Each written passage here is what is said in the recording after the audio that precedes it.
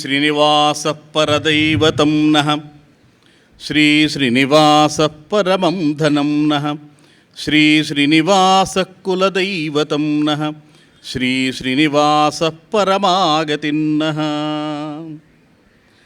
వందే వేదాంతకర్పూరచామీకరకరండకం రామానుజార్యమార్యాణాం చూడామణిమహర్నిశం.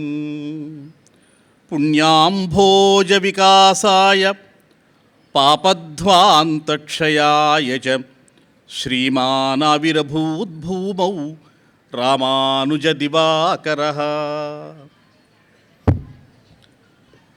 ఈ సృష్టిలో ఉన్నటువంటి సమస్త జీవుల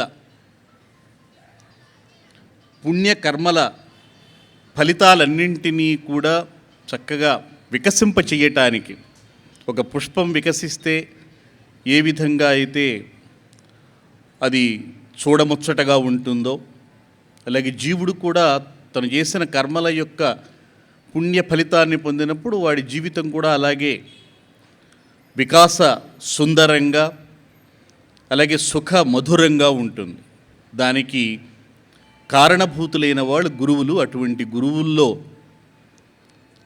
మరి ప్రథమగణ్యులైనటువంటి వారు శ్రీమద్ రామానుజాచార్యుల వారు. వారికి నమస్కరిస్తున్నాను. వారు మనందరూ తామరపూలమైతే మనందరినీ వికసింపజేయగలిగినటువంటి దివాకరుడు ఆయన. అటువంటి రామానుజాచార్యుల వారికి నమస్కరిస్తూ ఈ రోజున రామానుజాచార్యుల వారికి సంబంధించినటువంటి ఉత్సవాలకి ప్రారంభం ఇది. ఇవాళ రోహిణీ నక్షత్రం, వైశాఖ మాసంలోకి అడుగుపెట్టాం.